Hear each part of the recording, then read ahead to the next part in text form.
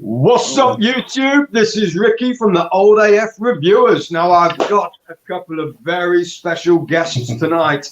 First up, we've got my friend and yours. He's got a VHS stash like a weapons cache. It is Gareth from Video.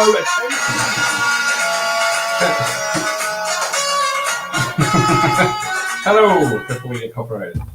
There we go. And next up, we have somebody who's very new to YouTube. He is the master of the silent slaughter. He karate chops fools in his sleep.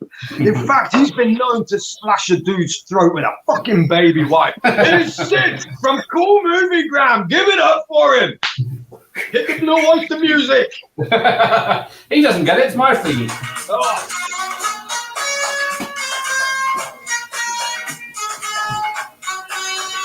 He won't stop now.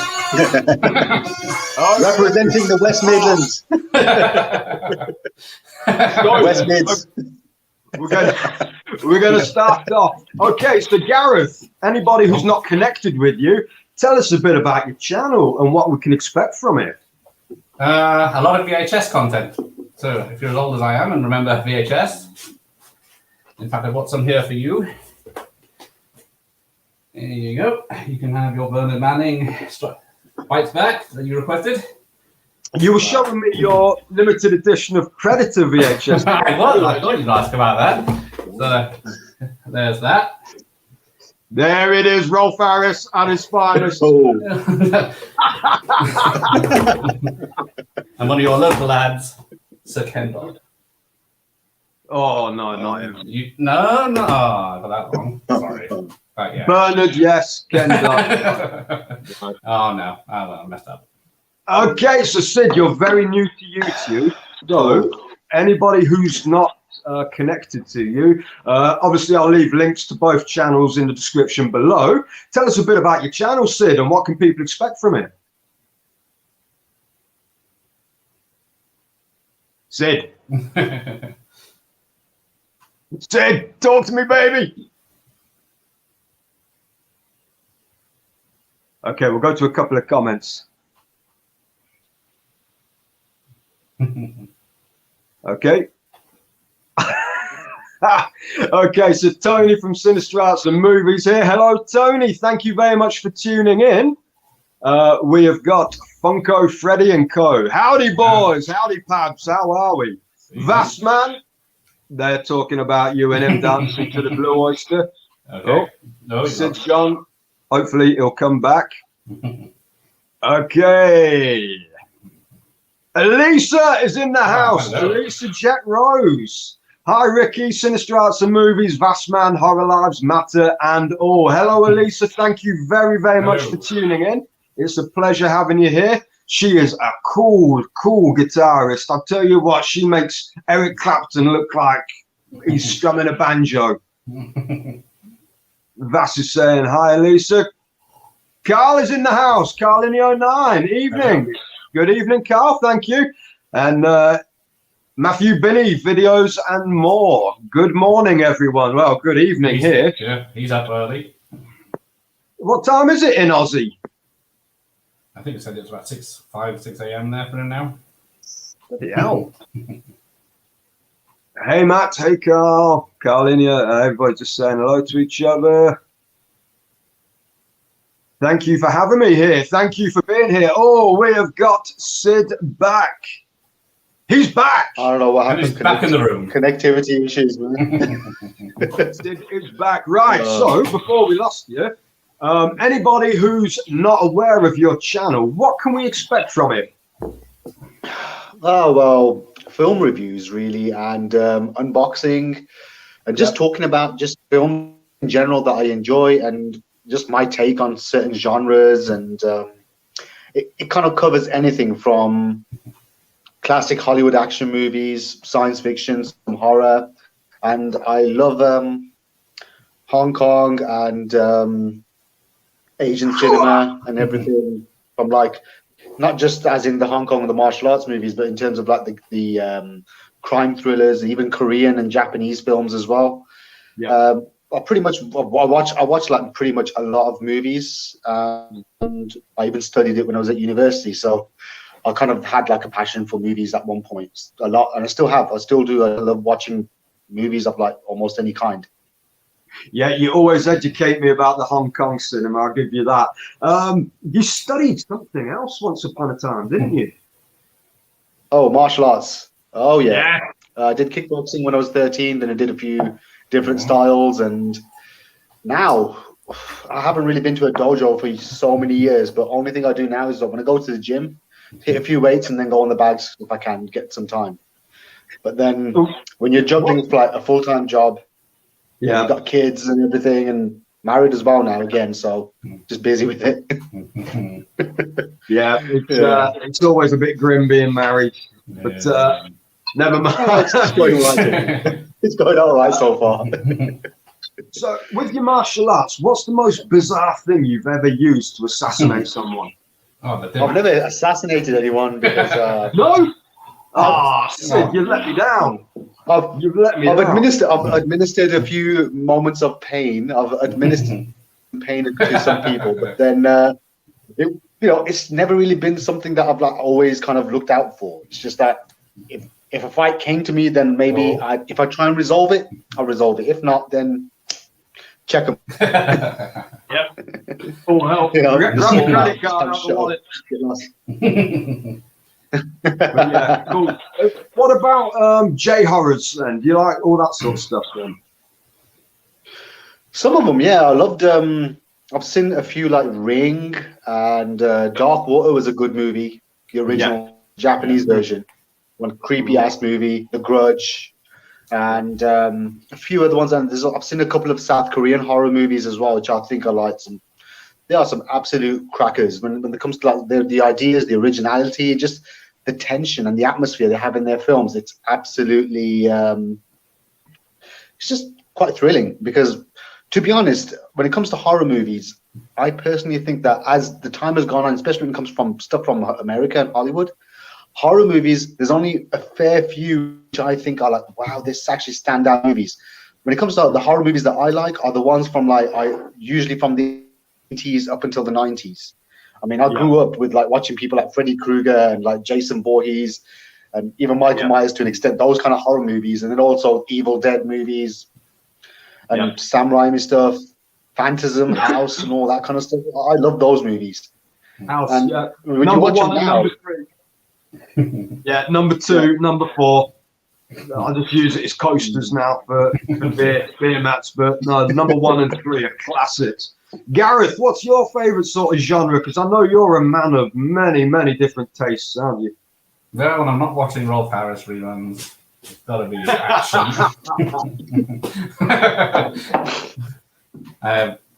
Have you got any Jim will Fix-It on VHS? No. Just a classic roller coaster one. yeah. No, People can say what they want about Jimmy Savile, but at the end of the day, he fixed it for me to milk the cow blindfolded. So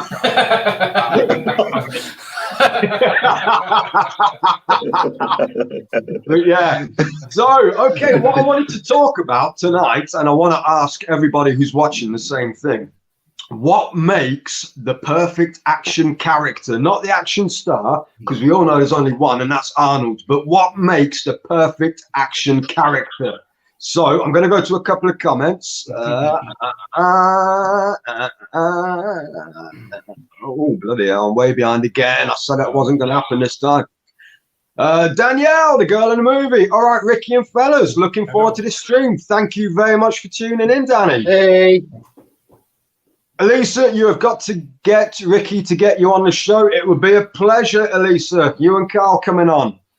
6:38 in the morning in Australia. Jesus, where is that today or tomorrow? A day ahead? Yeah, tomorrow. They're a day ahead. So there. Yeah.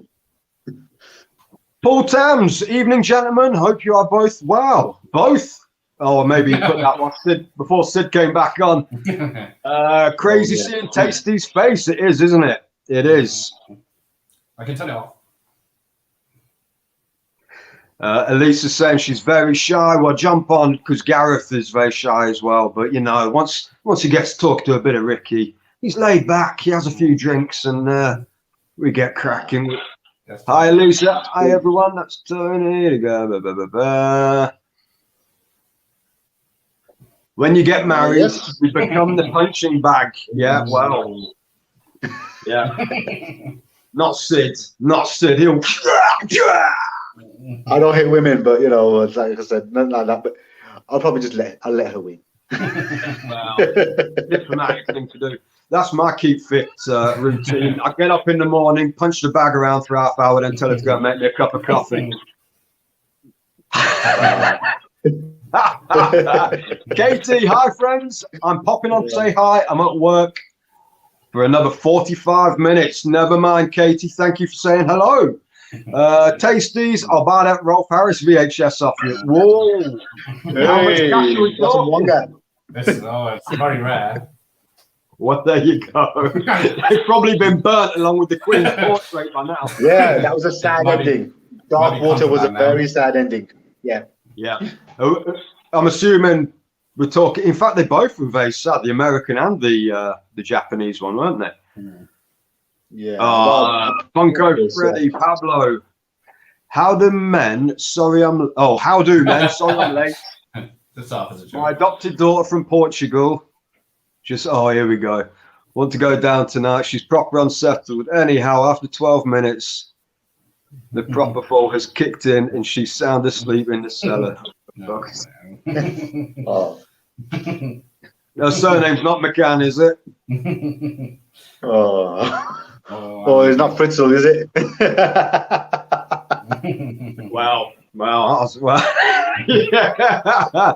I wonder if he'd ever be good on that DIY makeover for sort of cellar conversions and stuff like that, because I bet he's got a few tricks up his sleeves.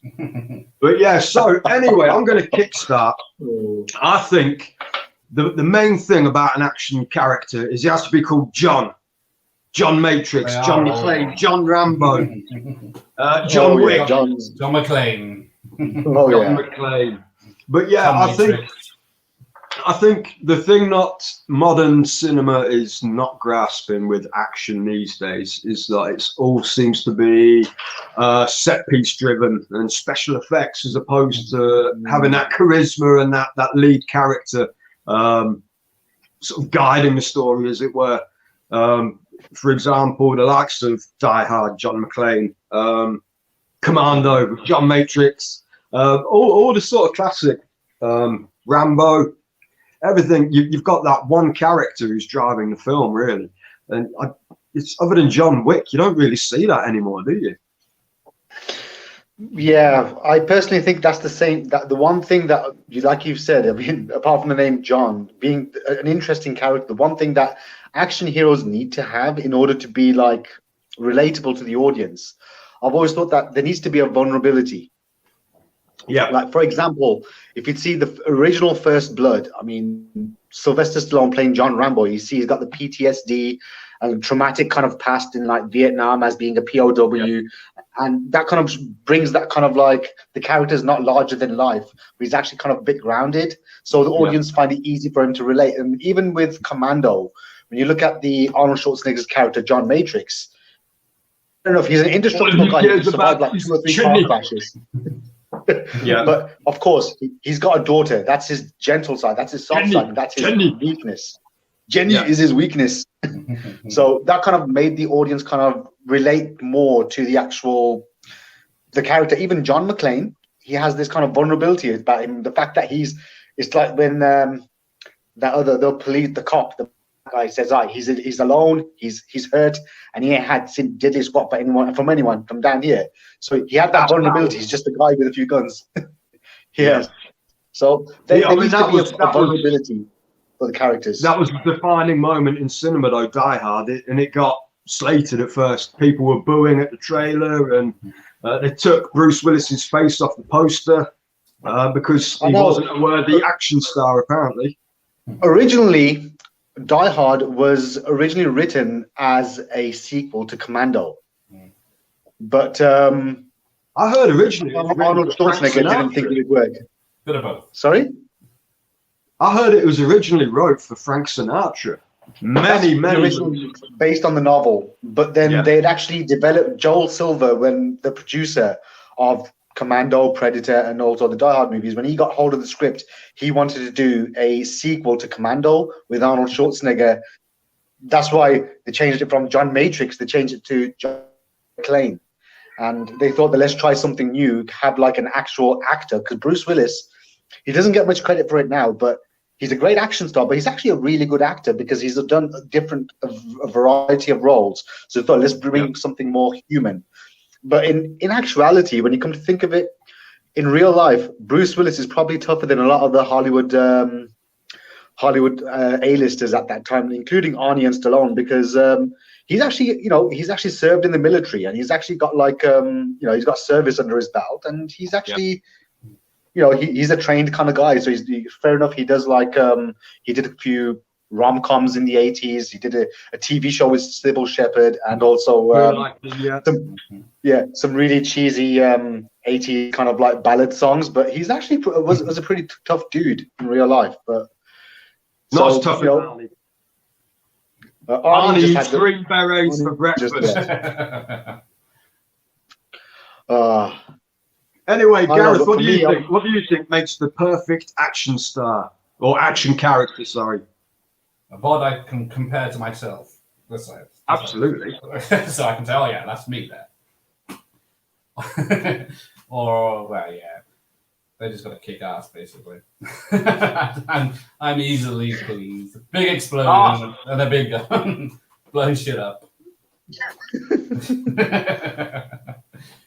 John Wayne, that's another John, but that wasn't a character, that was a real person. Any name starting with J. Joe Hallenbeck, that was Bruce Lee in Last Boy Scout. Jack Slater, that was Arnie in Last Action Hero. John Wayne Gacy. Action Jackson. I forgot about that. Oh, yeah. Carl Weathers. You can't go wrong with Carl Weathers. Carl Weathers, Danny's saying she thinks Jason Statham's tried over the years, but doesn't just make it iconic like Arnie and the other leading male legends of the past. No, Jason Statham always seems, he's a bit wooden for a start. Well, that doesn't matter because so's Arnie, isn't he? But I don't know, I think he's a bit too human in a lot of his roles, isn't he? Whereas, Arnold, when he's getting... maybe. And he can't do an American accent for Toffee. He tries, but it's rubbish. It just ends up sounding terrible. He just needs to stick to the British accent, doesn't he? Sylvia Emmanuel. Just gonna nail a few guys in the John. I like that one, Pabs. Nice one. She-Wind is here. Hey, gentlemen, Groovy Friday. She-Wind, thank you very much for joining us. What's your favorite movie track of all time? Ooh, who's going first? Gareth, come on, you must have a few up your sleeve. No Time for Caution in Interstellar. What are your thoughts? I would say the Vangelis love theme from Blade Runner. That's just sublime. Yeah, I like Black Rain. What's it called now? I'll Be Holding On by Greg Allman. I thought that was a really good one.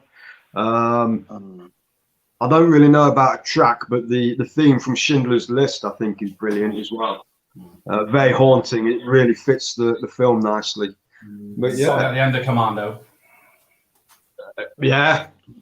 Somewhere, somehow, someone. If we're talking cheesy action songs from the 80s, you can't forget Stan Bush's ultimate fight to survive from Bloodsport. Kumite. There we go. Kumite? What is Kumite? Okay, USA. Okay, Okay, so Carlinio saying soundtrack. Sorry, so soundtrack to a movie. I know everybody says Top Gun, but I think it's crap. Do they? Well, Pulp Fiction, definitely one of the best soundtracks ever. I love Pulp Fiction soundtrack. Yeah, Tarantino's always got that way of making me like Definitely. songs that I wouldn't normally like. I don't know how he does it, but he does. What do you think, Gareth? and- Your favorite movie soundtrack? Ooh, music. Turtles, 1990. Yeah. TURTLE power. Power. That's when rap peaked. Oh wow. Yeah, that was brilliant. That was. Or do the But what's yours then, Sid? Your favorite soundtrack from an album? From a movie, sorry. Ooh. I have like so many. I would say Pulp Fiction I've already put out there, but then even films like Scorsese films. He's another one like Tarantino who always uses interesting music that just fits with the scenes perfectly, and which is why he's a master for many reasons. But overall, I would say either Pulp Fiction's one of them, and Blade Runner. When it comes to just the actual score, I think that was just sonically that was just masterwork, a masterpiece. Yeah, and classic kind of like I think Rocky. You can't go wrong with the Rocky score. I think Bill Conti, Bill Conti's iconic score is just great. When I'm at the gym, sometimes I'm on the treadmill. I love to listen to Rocky music just to kind of get me all hyped up and just at least get through my half an hour whilst I'm running. Yeah. I mean, Eye of the Tiger and the theme as well, the Rocky theme, both awesome sort of workout songs, aren't they? So I've heard anyway. Yeah. There's that and that 8 Mile song about Eminem, is it Lose Yourself or something? Apparently that's supposed to be a good one. Lose Yourself. Well, definitely. Vass has come up with a good comment. Steven Seagal never had any vulnerability in his characters, did he? No, he didn't. No, he doesn't. But which is why I've always thought that Steven Seagal. Okay, you had Arnold Schwarzenegger, Sylvester Stallone, then you had Van Damme, and then after that, like a bit lower, then you had people like Steven Seagal. Then you also had like Don the Dragon Wilson. You had Michael Dudikoff and all these other like 80s, 90s. Dolph Lundgren as well, of course. You had all them, but the thing is, that's why their film, when you look at even the box office results, they weren't really as kind of like as big in terms of like the audiences didn't respond to Steven Seagal's movies. It's only up until about maybe the mid 90s he had a string of like somewhat successful movies, but then after that he kind of like started dipping into like the whole straight to DVD, the bin, the bargain bin movies. Bruce Willis has fallen into that trap, hasn't he? I know. The fact is, he's such a good actor, though. What the hell? We could get him on this chat for a $5. Yep, probably. But Steven Seagal is supposed to be a complete arsehole in real life, though, isn't he? I've heard that as well. I've heard he's a real arsehole. Yeah, I think the most slept on action star these days is Scott Adkins. I think he is amazing. He is good. Scott Adkins. Depot. He deserves to have a big movie from a studio, and I don't understand why Hollywood studios don't seem to be interested in, because he's got a big fan following, not just in the West but all over the world. They love his movies, they love his abilities, and he has screen presence. And I think that he would make a perfect like leading action star. He's worked in the industry. He's worked with big names from people like Jackie Chan, Donnie Yen, or around the East. He was in Wolf Warrior, which was one of the highest grossing films globally at that time when it was released. The first one was the highest grossing movie in China when it was released. And he's actually a big deal all around the world, except for the West. They just don't seem to be casting him in a big movie. The only roles he would probably get is like Expendables 2, where he just gets his head chopped off by Jason Statham. Wasn't he in one of these superhero films? He was in Doctor Strange. Was that it? Yeah. Oh, yeah. I'm not. Oh, yeah. Yeah, I'm not into any of that stuff, so I've not seen it. But he's done some classics. That Avengement is absolutely brutal. Have you seen that one? Yeah. That's really good. And another one, is it Close Range or something like that? That was brilliant. It's more or less just all set in that farmhouse. I've seen that one. And he did Hard Target too. I've not seen that yet. It's coming on Netflix. It's not good. It's not, I'd avoid it.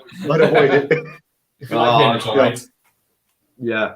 So Yeah, but I like Accident Man. That was a great movie. that was good. Yeah. Of course, the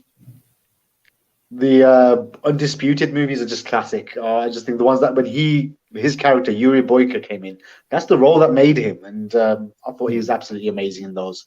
Yeah. His martial arts ability and everything. Well. Just, and his Russian accent was quite amazing.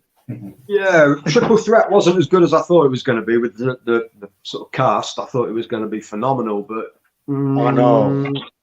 Again, it's because it's just the character development wasn't there. All it was that we got these big names, but then it just felt like the characters were just forced to be together, and you didn't see any kind of chemistry or any kind of like reason for what these characters are going through. I just thought it was let down. I was let down by that film. It could have been so much more than what it actually was. You're going to like this comment by Lisa Sid. She says, action hero obviously has to be cool and a sense of humor like Jackie Chan. Oh, yeah. Definitely, I agree. He is, for me, he's like the ultimate action star because he's able to have a sense of humor. He shows his vulnerabilities in terms of his characters as well. He's not always playing the strong kind of like macho guy, but he'll probably kick the most macho guy's ass and he'll hurt himself, but then he also has fun whilst doing it. Yeah. And personally, I would say he has actually he raised the bar.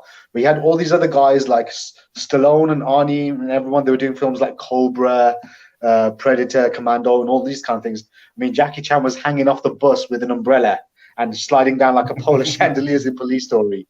Just showed that like that was actually his kind of brand of action, which was made with a fraction of the budget.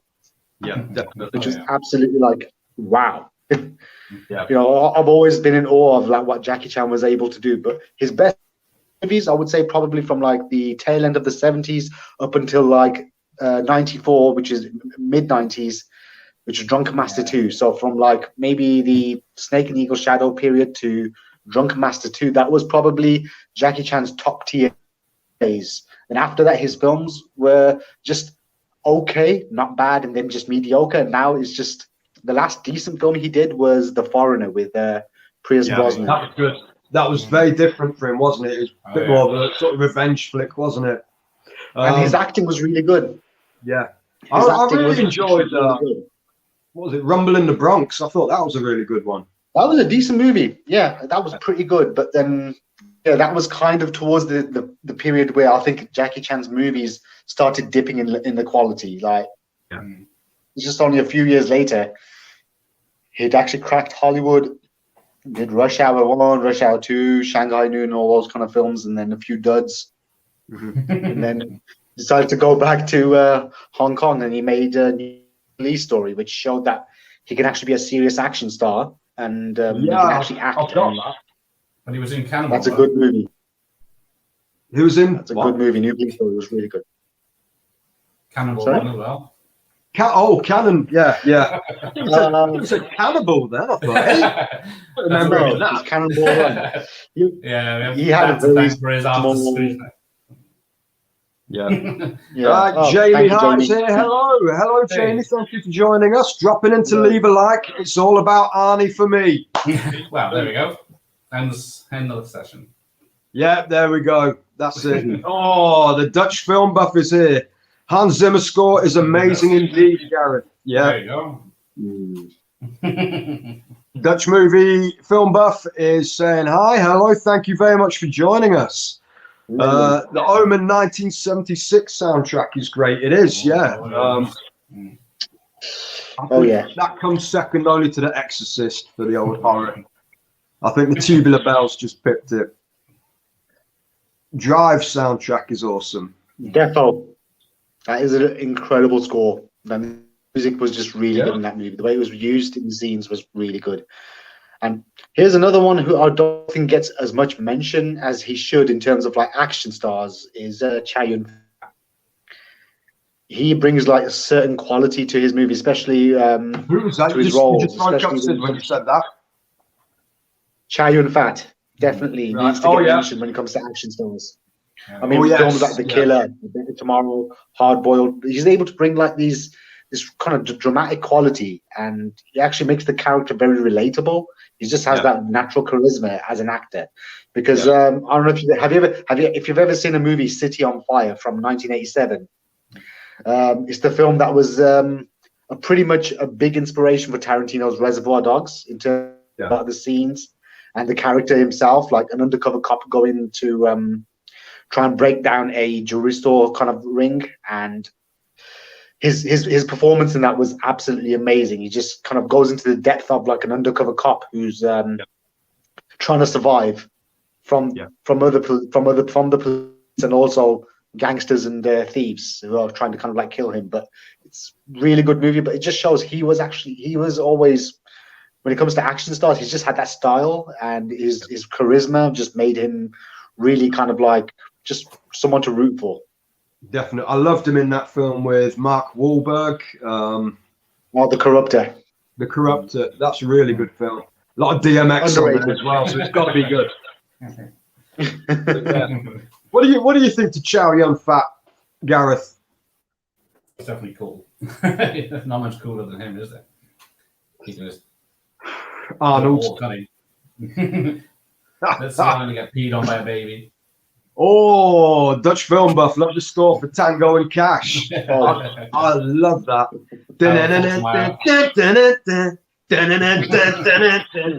That's brilliant. He's in that convertible going off. I watched that movie as a kid. Love that film. The amount of times I watched that movie as a kid, it's just I love it. I've got it Still on got Blu-ray. Yeah. Very heavily edited when it was on telly and on VHS. Yeah. Agree. Pulp Fiction soundtrack is fantastic. I very much agree, Jamie. Yes.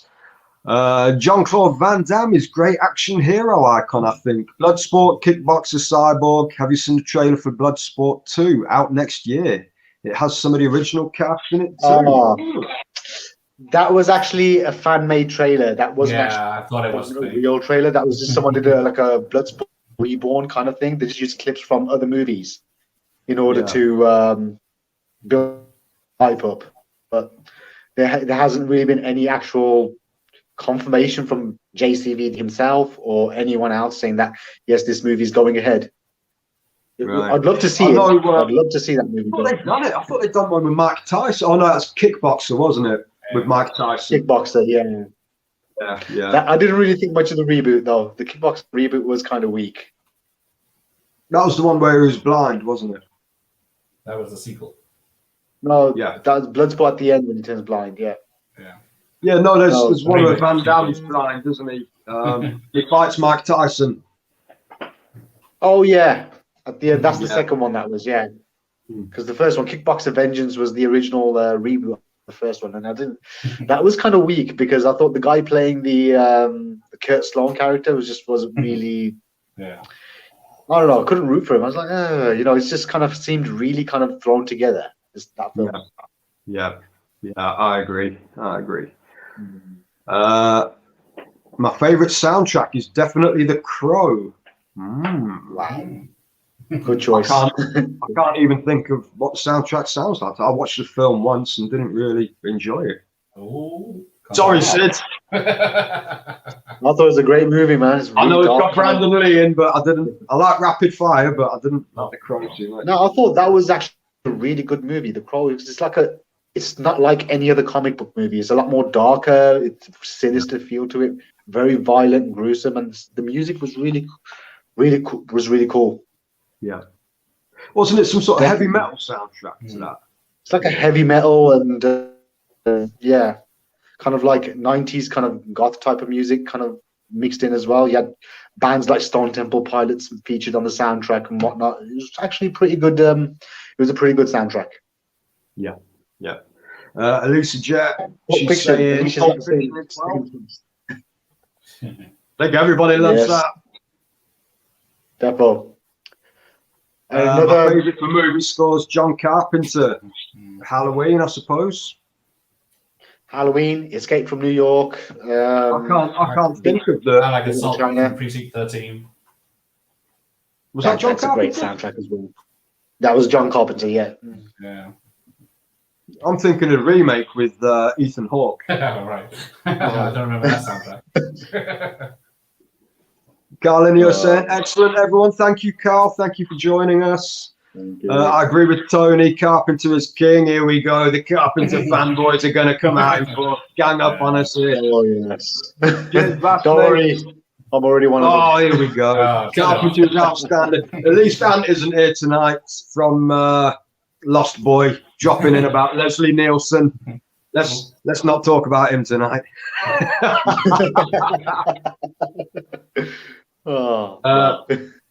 Seagal was very vulnerable in critical decision. Executive decision. Executive decision. Yeah, he was vulnerable because he got killed after about 5 minutes. Yeah. The director made the right choice. Kill him off. I never understood why they keep putting that in like Steven Seagal box sets. You think that's not really a Steven Seagal film, is it? It'll trick you. Oh, yeah.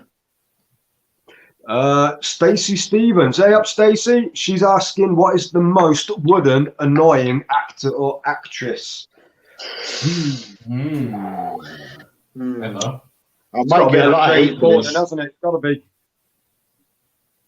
I'm going to get a lot of hate for this. He's Gerard Butler for me. Come on. He's all right. I just think he's just got no personality in his roles. He just is the same character in every movie.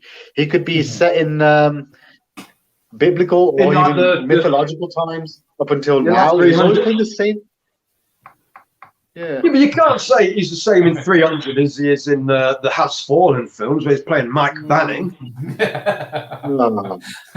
He's just got no personality. He's just very wooden. The only film of his that I actually enjoyed was probably Rock and Roller. I thought that was actually kind of a good movie. I love that. But then again, I like Guy Ritchie movies, so that's kind of a biased thing for me. But but I just don't really think he's that great of an actor. I mean, there's something about his performances are just a bit like not quite there. I mean, he's trying to do the whole action hero thing, but again, he just comes across as like someone who's just too, I don't know, there's no depth to his characters, and he's just like a one-man killing machine. And then only one person can kind of like pull that off. Personally, the one-man killing machine is probably Arnold. You know, he can, he's the one that can kind of do it with style, but everyone else is kind of like imitators. Stallone's good as well, but his approach has always been different to Arnie's. But then there's nothing unique about, for me, for Gerard Butler. There's nothing unique about him. Who do you think then, Gareth? Vin Diesel. Yeah. Good shout. I don't like him. Yeah, he's just again another one. I don't like the Fast and Furious films. Yeah, I didn't like Pitch Black. I wasn't a fan of that. Well, the first one wasn't. The first one. First one was okay. Yeah. Oh God. I only watched the last Fast and Furious film. I watched the first one. I tried watching it 3 times and fell asleep every time, so I gave up on it, and I never watched any of the others after that. I was just like, although Statham's in them now, isn't he? The Rocks. So, yeah. Might have to. I saw Fast and Furious 9 in the cinema. That was just because my 13-year-old was adamant on watching it. Yeah. And I told him, I said, I think this movie's going to suck. It's going to be terrible. And that's it. And I thought it was one of the worst films I've watched in the cinema. It was just so dumb. I thought, I came home, I said, I need to read a book because I felt like I lost a few brain cells watching that movie. So you're saying it was like so dumb. Elisa's my kind of woman. She's saying fave action hero is Arnold. Shewine, thoughts on Kurt Russell as an action star? I think he's great, especially in Big Trouble in Little China. I know everybody talks about Escape from New York, but it was always Tango and Cash in Big Trouble in Little China for me. Big Trouble in Little China was hilarious. Yeah, he's awesome as a sidekick. Yeah, I love that. But yeah, what do you think about Kurt Russell then, Gareth? Oh, he's multi-talented, isn't he? You can do the action, comedy, and serious drama. Yeah. I thought a really good film he was in that doesn't get a lot of praise is Unlawful Entry. I thought that was a brilliant film. It's a serious one. Yeah, I thought Ray Liotta was really good in that film as well. Yeah, He it's the was psycho cop. Yeah. creepy as hell. Creepy as Yeah, hell. really good. Creepy as hell. Yeah, Curtain Soldier. Yeah, that's right. I was just thinking of that one. Okay. A quasi. I've not heard of this guy. Vidyut Jamawal. Bollywood action star is a good all-round action hero. I've not heard of him, Vass, I'm afraid. Is he the one that did the Rambo remake? Bollywood Rambo? Oh, yeah. Oh, wow. He's got the hair and everything, and the muscles. Oh, I think I know the guy. I've seen the clips of this guy on Instagram, and he's one of his movies. He's done like a couple of action sequences that were with I think former like Jackie Chan stunt team members. Yeah, and he actually holds up pretty well. He's actually quite a really good martial artist, and yeah, he can handle himself with choreography. So you never know. This could be something that he might be able to maybe branch out into the mainstream and get into like maybe like the West, just to try and like maybe get some more fame. But you don't know. Really hear of Bollywood stars coming over to the West, do you? Really? Yeah. It's not. I know. It's just yeah. It's kind of hard because maybe one of the reasons why is because their market is huge. Yeah.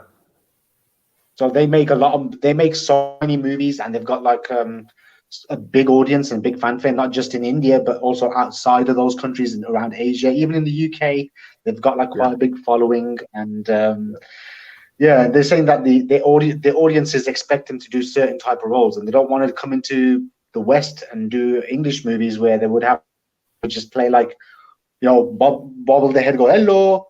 Nice to meet you. Hello, hello. Then thinking that just kind of be like just very characterish, and so they say wouldn't do those kind of movies. Jamie Hart, Shewind, I love him. Talking about Kurt Russell. Mm-hmm. Always preferred Donnie Yen and Jet Li to Jackie Chan. Yeah, I like both of those guys as well. Depends on But the comedy, doesn't it? depends on the type of movie that you enjoy. My favourite martial artist of recent years has got to be, God almighty, I can't believe my mind's just gone blank now. Not Eco. It's out of one who's looking for. No, the one who's looking for his elephants. Oh, Tony Jaa. yeah. Tony Jaa. Sorry, my mind went completely blank now. I think he's amazing. Yes. That film, the Elephant King or something like that. Brilliant film. Warrior King. Really, Yeah, really that was good. really Yeah. good. Ong Bak was really good. That's probably one of the best like hand-to-hand martial arts movies I've ever seen. I thought it was just absolutely brilliant. Stay away from his knees and elbows. Yeah, Definitely. but the way the camera just follows him, and it's like one take, and he's just smashing people around, and it's like there's no cutting or anything like that. You just think, wow, this guy's something. This guy is something. Right. Danny is asking, what movie-related item is top on your wish list that you don't own but want? Movie-related item. It's got to be one of Tony's Freddy Krueger paintings.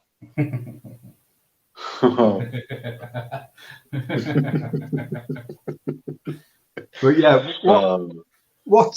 so any form of movie memorabilia then, Gareth? What do you think? What is there anything you'd be keen to get your hands on?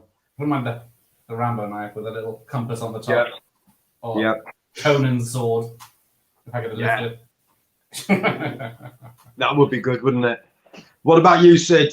I bet you've got some samurai swords tucked away, haven't you?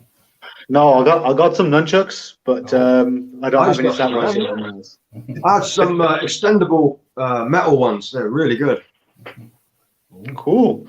Yeah, but when it comes to movie memorabilia, the one thing I would love to get is the yellow jumpsuit from Game of Death, Bruce Lee's. That would be so cool. Yeah, not the jumpsuit. Yeah. That would be cool if you had the jumpsuit. But yeah. With Kareem Abdul-Jabbar's foot kind of like print.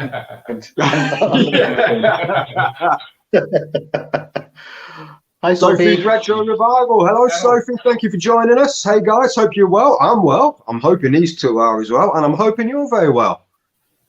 The Dutch film buff. I think Drunken Master 1 and 2, Police Story 1 and 3, Super Cop, Dragons Forever, and Snake in the Eagle's Shadows are Chan's best. Big Jackie Chan fan over here. That's over in Holland. I've not heard of great titles. I've All not great heard of titles. Dragons Forever. I saw Super Cop. Dragons Forever is brilliant. One of my top 5 Jackie Chan films of all time. It's just brilliant movie. That's easily in my top 5. Great action, comedy, and fight choreography is just perfection. Yeah. Really good fights in the movie. Snake in the Eagle's Shadow. That was his breakthrough. Yeah. How old was that one then? That's an old one. That 78. That was like after a string of like flop movies. That was the movie that actually made him a star. That was his first actual kung fu comedy that came out where Jackie played an underdog, and that actually made him.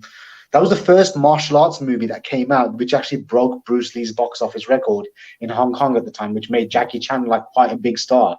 Then he did Drunken Master the same year, which was like an even bigger hit, and that just kind of broke Jackie and made him like a huge star all over Asia. So definitely, I mean, the films that he's listed, the Police Story trilogy, Drunken Master 1 and 2, Dragons Forever, Snake in the Evil Shadow, they're all amazing films. I mean, for me, I would say Project A is probably my favorite Jackie Chan movie, just because in terms of the action and the comedy, it's just a perfect blend, and it's just fun to watch. I mean, even when I watch it now, I think it's amazing. It's just a brilliant movie. But yeah, definitely, I agree with this guy. It's just some of the best films he's done. Gareth, now, Sid is a bit of an expert here on martial arts. So, what is your favourite martial arts film of all time, Gareth? No Retreat, No Surrender. No. It is the one that... Eric Roberts. No. Say again?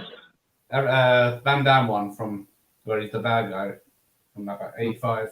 It's probably the one that introduced me to martial arts, so I thank that. Then I started down the Jackie Chan path. And I used to like a lot of the old Cynthia Rothrock films as well. They were good. She was awesome. Yeah. She is incredible. Yeah, you wouldn't want to get on the wrong side of her, would you? There's no HD. No way. Funko Freddy saying The Replacement Killers was a great action flick. It bloody well was as well. Aye. Very underrated. Very underrated film. It is. Yeah. Question for Gareth. Oh, yes, this is a very good question because I saw a bit of his loft tour and he said, "This is my spares." Now, this looked like a bloody ammo cache. It was huge. It was a stack. So, how many VHSs do you own, Gareth? I haven't counted, but you're right. There was a few hundred spares. Few hundred spares. Wow. Yeah. This guy, he's the man who single-handedly put Blockbuster out of business. I'm sure they did. They didn't want it back. But yeah, definitely high thousands at the moment. Wow. But they're not easy to store either, VHS, are they? No. Bulky and heavy. Yeah. I've got a box of Everton here if anyone wants them. A box of Everton football videos. It's about 30 down there. I was gonna. No. Any Everton fans in? I think Sinister Arts and Movies wanted them, but he wants a Rolf Harris. He's offered money for he did Rolf Rolf Harris. I'll throw in the Everton ones. Tony, how much are you offering for Rolf Harris? Yeah, he wants to play with Rolf's didgeridoo. Well, I always wondered why. Obviously, it's clear now. But when he was on Animal Hospital and they said they're going to be looking at a young beaver, I know now why he's faithful. I just right. Oh wow. Pablo's saying on my playlist, Pabs Pop volumes 30, 31, 32, loads of 80s action movies, music vids on them. I'll check that out soon then, Pabs. Well, yeah, Tony, I'm sorry, mate. You did fall for the fake trailer. Yeah. Talking about got my hopes Bloodsport up too. Punks. How can you mention Jean-Claude Van Damme without referencing Hard Target and Time Cop, his best movies? I disagree. No. Ooh, Oh, I think no. Hard Target is definitely up there. It's a quality Street film. Fighter. Street Fighter is. If you're doing 25k of coke a day, then yeah. No, I did my guilty pleasure video on that. I love that film. I think it's incredible. And what's the one he did where he's double acting? I know he does it in most of his films. Is it Double Impact? Double Impact. That was really good. That was one of my favorites of Van Damme. He did get to nail Kylie though, didn't he? Yeah. Universal Soldier, I thought was brilliant. Brilliant film. That was a really good movie. Good sci-fi action. Yeah. Hard Target was okay, but I wasn't a big fan of Time Cop. I couldn't get into it. You know what? It's fun. It's just such a mindless kind of action movie, and it's just like he's having a laugh. Don't get me wrong, I enjoyed it. Time travel kind of thing. Yeah, I wouldn't put it as one of his best. Sudden Death is Die Hard ripoff. Yep. Death Warrant as well, where he's in prison.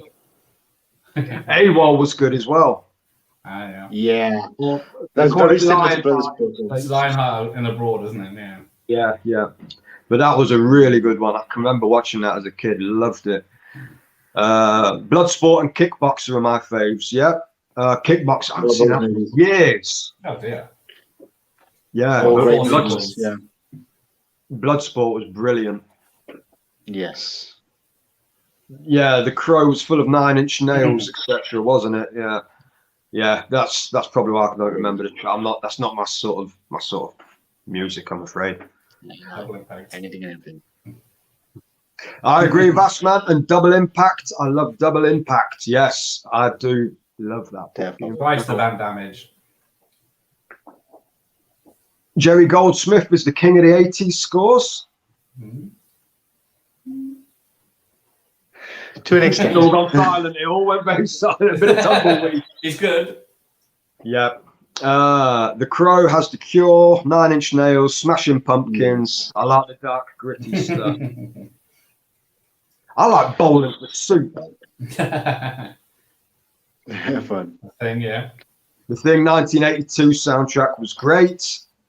Yeah, Ennio Morricone, one of the best composers ever for film. Definitely. Yeah. John Carpenter score Halloween 2018 and Kills, both amazing. I'm trying to think of the score for 18. Was that the same as the original, but a bit more modernized? Yeah. That's what I thought. I always felt the same as well. I haven't watched Halloween Kills yet. I've heard a lot of bad things about it. Well, personally, I don't follow, like, when it comes to like horror movies, especially sequels, I never listen to the critics. I know the critics are never going to be too friendly about them, but then when you got fans in the horror community are actually saying it's a piece of shit, then I mean, a lot of people are saying it. I'm thinking, God, this movie must really be that bad. And but I've heard it's over the top violence and stuff like that, and that's why people didn't like it. But that to me sounds like I'm going to really enjoy it. So because I wasn't a massive fan of over the top violence doesn't bother me. That doesn't bother me. Over the top violence, a horror movie doesn't bother me. But no, piss poor characters, Mike. Yeah. Lost Boys soundtrack is one of the best. Yeah. That's the one. Or Fright Night. Lost Boys is cool. That was a cool movie. That was like one of the coolest vampire movies from the 80s. Definitely. One of the best. Sorry, I'm just not into vampire films. They don't, except for Blade. They don't do it for me. It's amazing.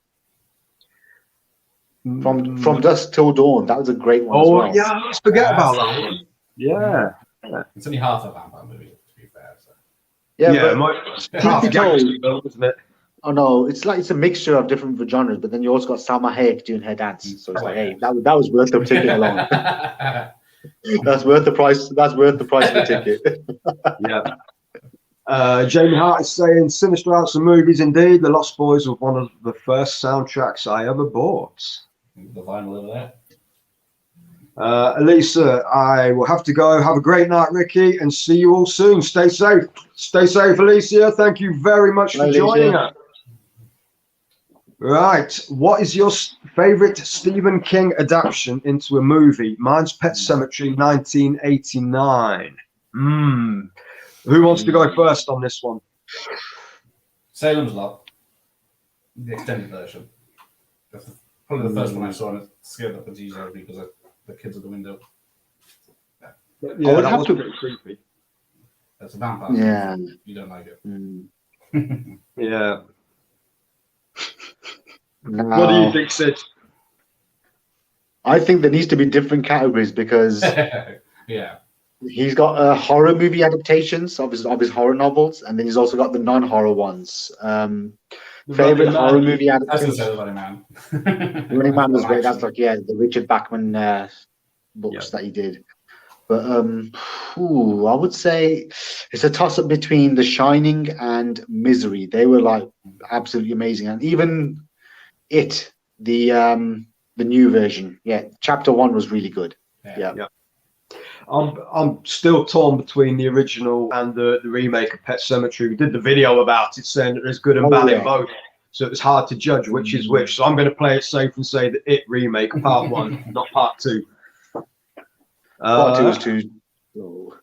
But it's the same on the miniseries. The first half was brilliant, and when they were adults, it just fell flat. And the same with the sequel. I think the sequel did the second half better than the original, but it still wasn't as good as the first half. It dragged in parts. It's just too longer than it should have been. Oh, yeah. Yeah.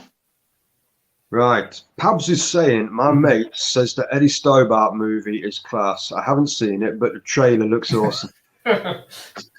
We block him. The dad jokes are in force tonight. Yeah.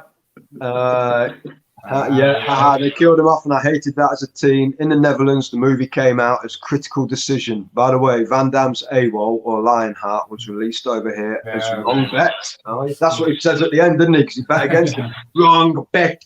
Was that Jackie Chan impression? Well, no, I'm just not very good at Van Damme. I just still can't believe in Street Fighter 2, the all-American guy with the stars and stripes tattooed on him. They used Van Damme. I will kick that son of a bitch Bason's ass. Yeah, good American impression there. That's good the reason why I American. can never enjoy the Street Fighter movie. It's just that bad. It's got Kylie in it as well. And it was Raul Julia's last film, wasn't it? Yeah, he was awesome in it. Yeah, it was. He was having fun. You could He was see giving it. it all. Yeah. And Chuck Norris, worst ever. He was a bland action hero. What? That wasn't me saying that, Chuck. That was I've heard COVID is scared of catching Chuck Norris. Oh. Chuck Norris is Check his own genes that Funko. are elasticated. I've heard Death checks under his bed at night to make sure Chuck Norris isn't there. See? Exactly. Yeah. Um, Yeah, vast man, Chuck Norris annoys the hell out of me. yeah. Again, Chuck, if you're watching, mate, it's these guys, not me. Yeah. You got to admit, he was good in the Delta Force. Chuck Norris and his cronies in that. I thought it was quite good. Okay. No, it's just he just had the one selling point, All He American fought badass, Bruce that's Lee. it. Yeah. Exactly. That's it.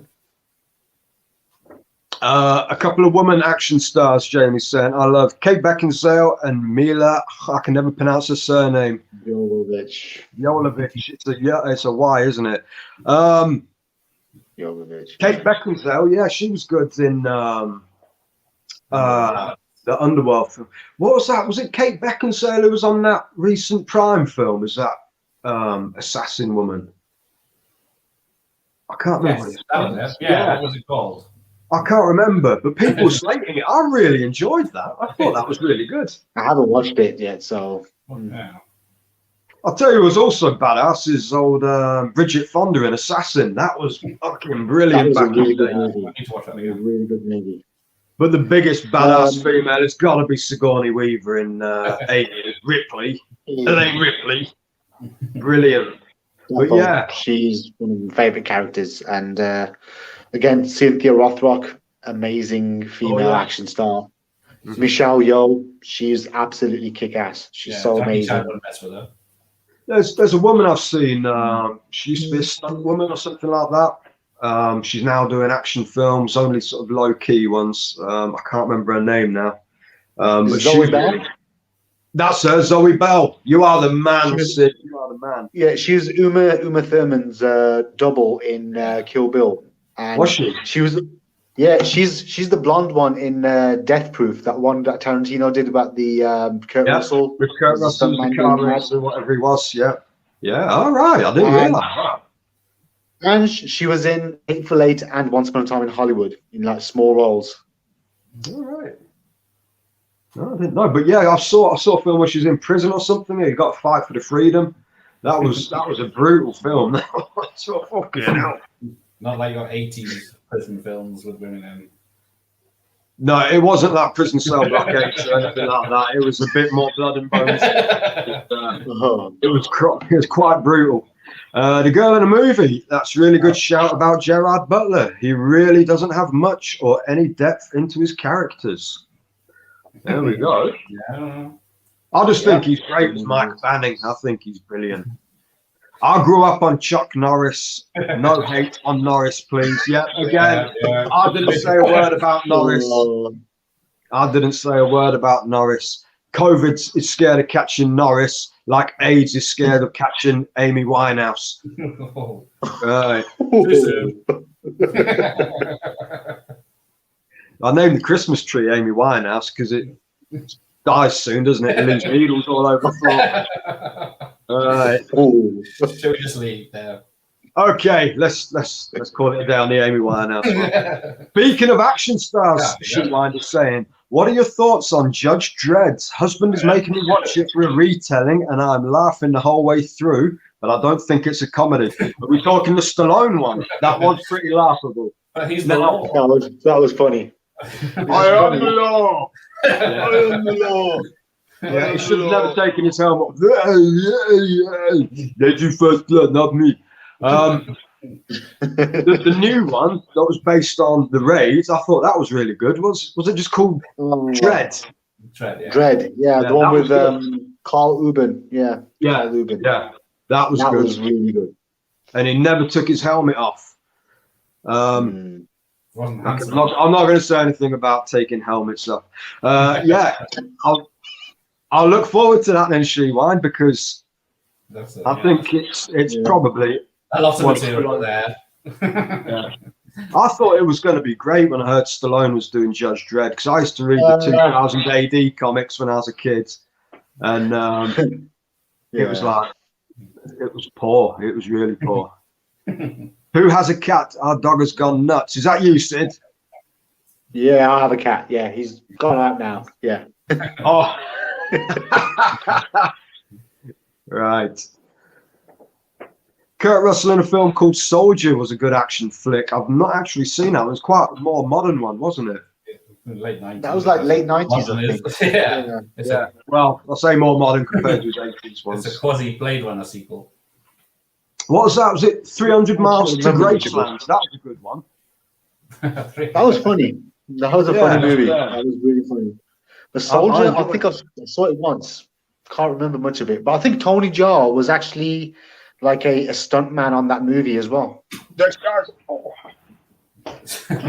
We lost him. We lost him. I love Captain Ron anyway.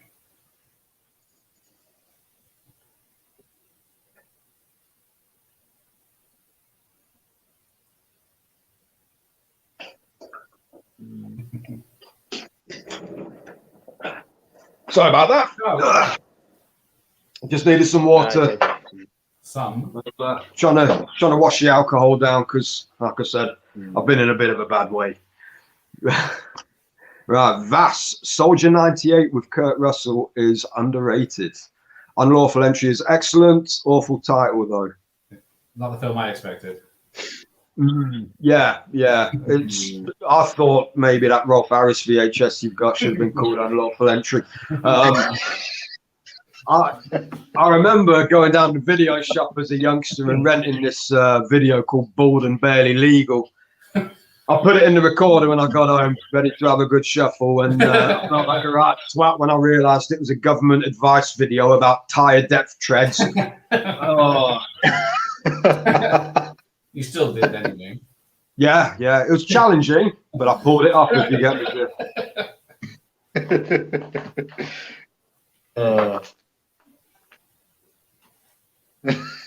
Jamwal? Who's that? There's the Bollywood star. Oh, the guy we talked about did Rambo. Fights 3 tigers, takes out 300 soldiers, 53 ninjas, then breaks out into a song. Okay. There's a lot of singing in Bollywood, isn't there? They just need any reason. Oh my God! Oh, let's make a song about this. Oh, people just pop out from behind the trees and they're all dressed the same and they start dancing. That's what happens. He did a cool thriller in the late 90s, Breakdown. Yeah. Oh, that was a brilliant movie. That was such a good movie. Kidnap wife. What sort of film is it? It's like a kidnapper there. It's like the car breaks down and his wife gets kidnapped and he's trying to find her. It's like that's pretty much the premise of the film, but it's such a thrilling movie. It's really gripping. We'll have to catch that one then. Vass, flipping out, Bab. We keep making the same comments. Vass, you seen Jet Li's film Danny the Dog? That's pretty awesome. Oh, you mean the one called Unleashed in this country? Unleashed, yeah, with Unleashed, that's it. Yeah, really good film that was. Yeah, Bob Hoskins was a real baddie in that, wasn't he? Yeah, what a gift. Scott Adkins was in that as well. Was he? Yeah, he was one of the guys he fights in the pit. I haven't seen that for years. I'll have to check it out again because I'm still quite a newbie to Scott Adkins. It's only the last few years I've started watching his films. So I caught one of them. I think it was Accident Man when it came out, and that was it. I was like, whoa! And then I went through his whole back catalogue. Excellent. I'll look forward to that. Pabs, he's picking up his Rambo knife display collection tomorrow. I'll do an upload. Excellent. Has it got the needle and thread? Can you take the? Oh yeah. That's brilliant when he's throwing himself up. Trained to ignore pain. Game of Death, John Barry soundtrack, Dutch film buff. You could knock him out. Yeah. Oh, I'll give you the cash for it. If it's a Freddy Krueger one, I will give you the cash for it, Tony. Give me a message. I'll pay for it, but I love those Freddy Krueger ones. Fave martial arts for Tony is Enter the Dragon and American Ninja. American Ninja. Wow. I've not seen that for a long, long time. Likewise, I haven't seen that in years. Oh, what about Beverly Hills Ninja? That was quite a good one. I bet you've got that on VHS, haven't you, Gareth? Which one? Beverly Hills Ninja. No, I don't. It's not that popular. That big fat guy in it is the. Charlie, yeah. Yeah, sorry, Gareth. He's saying burn the Everton vids, mate. I'm a Red. Ah. He means Man United. He's a Man United fan. Don't any trouble, lads. You get murdered in Liverpool for saying that. So yeah, the Dutch film buff is saying that's amazing, Gareth. 5,000. Not yet. 2,000 maybe. 2,000. That's still. I've got about 1,500 DVDs, Blu-rays, and that takes up a hell of a lot of space. And God knows how much space 2,000 VHS takes up. I don't think my missus would be happy if I was to actually say I'm going to get some DVDs or Blu-rays. She's not going to be too happy about them. So, so oh, he's done himself in again. Oh. Hello, what happened there? Are we back? We lost you. You're back. Everybody went off. Yeah, because I know you've got quite a collection, haven't you, Sid? Especially your Hong Kong stuff. How many have you got then? A few hundred, maybe, something around about that. That's DVDs and Blu-rays, a good few hundred, I would say. But then over the past, I've actually bought some, exchanged some, lost some. People stole some, and they were all over the place. That is, I don't like lending films to people anymore. But then you feel bad if they say, "Oh, can I borrow this?" And you say, "No." It's like, but then you lend it, and it's like, am I ever going to get this fucker back? They've had it for 6 months. I want to watch this film again. Have you got that film? I don't think you lent it to me. I fucking did, mate. I did. I want it back. You gotta get a spreadsheet. When I was a student, I used to have a 2 terabyte external hard drive, and I had like so many movies, TV shows, you name it, all stored on there. Some of the films I haven't seen yet. A friend of mine sees it. He says, "Oh, you got some good stuff on here. I want to borrow it." And I said, "Okay, just borrow it, copy the stuff, and just give it back." And then I've never seen it since then. I was like, "Yeah, it's been so many years." When at least Cliff Richard got busted, didn't he? For and they confiscated his hard drive, didn't they? 2 terabyte. I was relieved when I found out it was kiddie porn and not new music. Sorry. Poor old Cliff. I like that guy. But was that John Cleese in it? Tyler Wilcox, June Cotton Brown in it. Well, can't just. How old is it? Has she still got a mouth like a cat's arsehole? 1998. I'll put it on if you want. Yeah, you can do. It's only 40 minutes. Does he do that?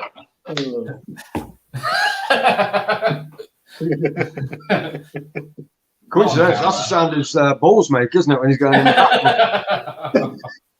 I shouldn't say that. Sorry. We'll edit that a bit out. Sorry. Street Fighter, give me strength. What do you mean? Come on, it's great. Universal Soldier is definitely his best movie. I have it on 4K. It looks incredible. Nice one. I might have to check that out then. Spendaholic, Pab's wife here. I call him Paul. We are talking about what our fave guilty pleasure movies are. His is Love Actually. I quite like. I do like Love Actually. I think that's a good Christmas film. Yeah, but it's got Alan Rickman in it. Anything with Alan Rickman is awesome. What's yours? Ooh. When will this end? We want to watch Corrie. I don't feel guilty about anything I watch. No. Mike Baldwin in Underworld. Right. Well, I've already said my guilty pleasure is Street Fighter. What's yours, Gareth? Oh. Come back to me. Sid, you must have a guilty pleasure. I know what Gareth says. He just doesn't want to say. It's that Rolf Harris VHS he's got in the background. He's only touching animals. That's all right. Is he? Oh. The young beavers count. I want the picture. Oh dear. I think my guilty pleasure is that film Double Team with Van Damme and Dennis Rodman. It's just probably one of the worst films I've ever seen. But it's so funny. It's like, come on, you got a scene where Van Damme is literally violating a bathtub in that film. That's one with Big Mickey as the bad guy, isn't it? Yes. Yeah. I know. It is a poorly made movie, but it's just so much more fun. It's just so fun to watch. Yeah, I agree. So Gareth's is Rolf Harris, Sid's is Double Team, and mine is Street Fighter. Is yours really Rolf Harris, Gareth, or do you want to? I can't think of anything like that. Rolf Harris. Yeah. Halloween Kill. Yeah, Tony's saying Halloween Kills was great. I'm looking forward to seeing it. I've heard it's very much like the original sequel, where it's straight into the killing and in the hospital on the original sequel with Jamie Lee Curtis. Oh yeah, Irina, Ghost, how are we? Thank you very much for joining us. Hello, She Loved the Lost Boys.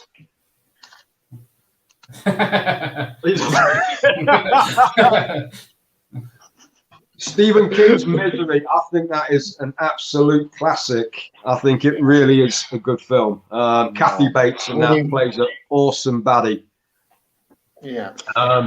Danny's favourite Stephen King adaptation from book to film is 100% Doctor Sleep. It was incredible. The baseball boy scene, how the film captured the book. Oh my God. I've not seen it. That's a hard. Yeah, but I thought it could have done more because they missed out a few things from the novel, and but overall, I thought it was actually a good adaptation. Definitely. Yeah. Good. What sort of film is Doctor Sleep? Is it a horror? It's a sequel to The Shining. Oh shit! Yeah, I've heard of it. Yeah. Ewan McGregor. Yeah. I've not seen it. I'm gonna have to watch it then. It's a good movie. Really good movie. Yeah. Matthew Binney saying hello, Irina. Thank you, and thank you, Matthew, because obviously I connected with Irina through you. So thank you very much. The Dutch film buff. In my group of friends during the 90s, we all owned a copy of the soundtracks for Desperado, From Dusk Till Dawn, Reservoir Dogs, Pulp Fiction, and Trainspotting. That was like our thing. All had a bit of a theme until it got to Trainspotting.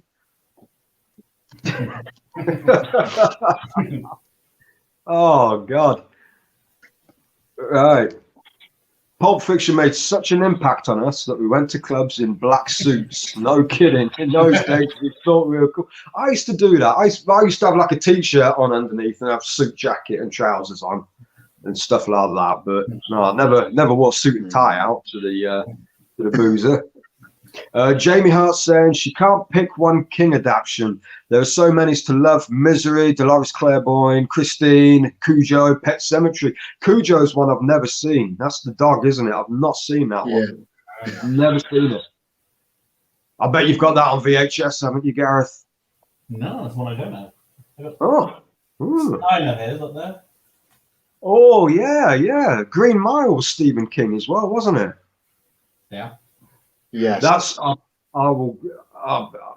not too afraid to admit I can remember bawling my eyes out at the end of that film. That was I thought he was they were gonna let him go, but they didn't. They fucking killed him. And they knew he was innocent. Fuckers, poor old John Coffey. Again, Dutch film buff agrees with Jamie on Dolores. Right. Soldier is very underrated. Kurt Russell is good in that. I've not seen it. I'm going to need to check it out. Yeah. I saw it once years ago. It's got the Dragon Bruce Lee guy in it. What's his name? Oh, the film. Yeah. Scott Lee, yeah. I'm not seeing it. Irina, she's saying she's got to go. It's time to feed the horse, dog, pigs, chooks. Okay, sounds like you got your work cut out, Irina. Thank you very much for joining us anyway. But yeah, who was he a relation to Bruce Lee then? No, he wasn't. No. He's just another actor who seems to have the surname Lee. So yeah, he just kind of. You had Brandon Lee, didn't you, as his son? Yeah. Yeah. I was just wondering if the Jamie Scott Lee was anything to do with the Time Cop sequel. I've not seen that either. I didn't like the first Time Cops. Yeah. Oh, the Dutch film buff has got Beverly Hills Ninja on DVD. What a collection is complete. Yeah. That's like me when I finally got The Great Outdoors on DVD. When my second child came along, the film room was turned into a nursery. Around 1,800 flicks were traded on, and it was a hard job to do getting rid. Yeah, I can imagine. Because not only that, you put so much into a collection, don't you? Spend all this time sorting them into alphabetical order and this, that, and the other. And then it's like to just get rid of them all. Like all those years of collecting, it's like it'd be gut wrenching. It was like it with my VHSs, but. Yeah, I can imagine that. I can imagine that was sad. Has Sid seen Donnie Yen's new one, Raging Fire? It's really good. Not much action in the first half, but second half rocks. Got a good heart. Got a good Heat Star machine gun battle in downtown Hong Kong. I really want to have you watch seen that that. one? Yeah, sounds good. Not yet. It's only come out today in the UK, and thing is, planning to go watch the new Bond movie with the missus tomorrow. So yeah, once that's out the way, then I've got to watch that. And then there's a few other movies I'm looking to go watch that I know I'll end up being dragged up to the cinema for. I heard good things about a lot of movies come out, but Raging Fire, I mean, heard it's a good movie, and the trailer and the action, the clips I've seen, it looks pretty awesome. Yeah, yeah. You can't go wrong with Donnie Yen, can you? No, I mean he's in him and Scott Adkins are going to be in John Wick 4. Yeah. Excellent. Yeah, I know because Donnie Yen's just recently he's finished filming John Wick 4, so his part has actually been completed on that, and then Scott Adkins is going to be in it. So is the guy They're who played actually Scorpion. recording it. Are they recording the Expendables 4 now then? Expendables 4, yes, they're recording that now. Yeah, they're filming it at the moment in London. There's been sort of rumours but nothing's been in concrete yet. I keep checking up on it on IMDb every now and then, but yeah, I'll have to try and read up a bit more about that. But John Wick 4 is going to be with Donnie Yen's going to be in it, and so Scott Adkins. Yeah, I heard Scott Atkins was going to be in it, but again, that will. Hey, how can Scott Atkins be in the Expendables 4? He got killed in number 2. No, he's going to be in John Wick 4. Oh, fuck, sorry. I thought you were talking about the Expendables 4. Sorry. No, I'm talking about John Wick Chapter 4, because Donnie Yen's been posting a lot of videos and saying that when he was actually filming it, as on his Instagram and such, and he was actually showing that, like, yeah, he'd actually just finished filming recently. Yeah, excellent. That's going to be awesome. I don't know if you would have seen this one, Sid. It's probably one of the most perverse films I've ever seen. Tony is saying his guilty pleasure is The Greasy Strangler. It sounds like a very, very perverted title. It sounds very bizarre. It's a bizarre film. It leaves you scratching your head out thinking, what the fuck have I just watched? Jim Carter. I've not heard of Jim Carter. Oh, that is it's a very cheesy 80s kind of movie about some gymnast who uses this made-up version of karate to fight some bad guys. Very 80s. Yeah. That is a guilty pleasure as well, Jamie. The Exorcist Part 2. That should be struck from the history of cinema, that film. That was a travesty. Oh, yes. Where's I can't get Gareth back. He's gone. Ooh. He obviously got bored. He's had enough. Spendaholic is our lass. Bye. She thinks she's funny. She said she was going upstairs. I said, please yourself. She said, I might do. Okay.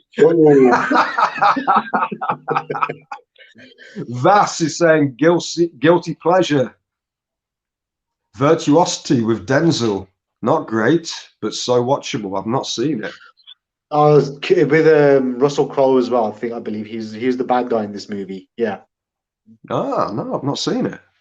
Dutch Film Buff. The band, the Tarantulas on Desperado and From Dusk Till Dawn are awesome. Is that what they're called? The guys who were doing the score for that? Because that was a really good Mexican style sort of melody they had in that film. They're amazing. Tito and the Tarantulas. Mr. Bones is in the house. Sup, Bones? How are we? Thank you for joining us. Right. Boom. I'm away to see Rocky 4 Uncut in 2 weeks. They reckon Ivan Drago doesn't land one punch. I guess the clue's in the title. Have I missed something?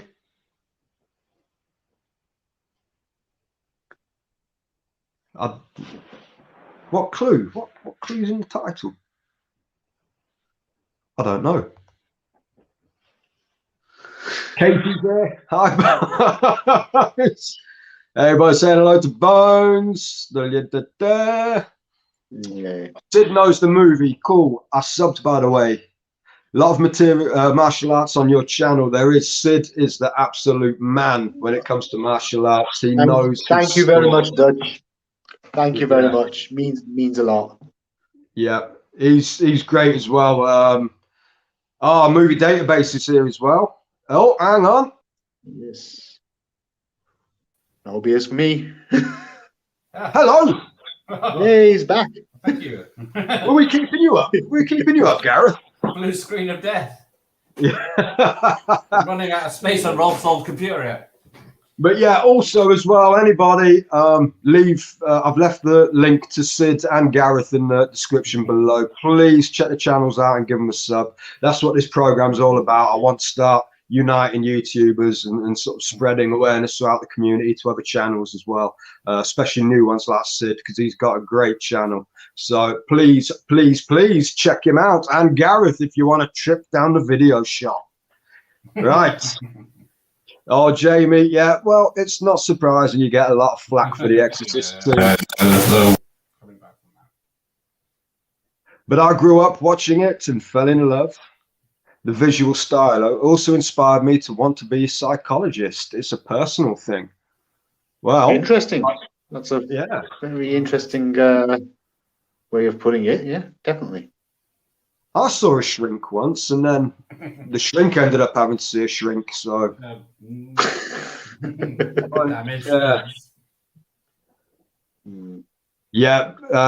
Tony's just subbed to you, Sid. He's already subbed to Gareth. Thank you very much, Tony. Thank you very much, Tony. It is. I think we're at the end of the comments, so we're going to start thinking about wrapping it up. So, have we come to the conclusion that they don't make any decent action characters anymore, other than John Wick? Yeah.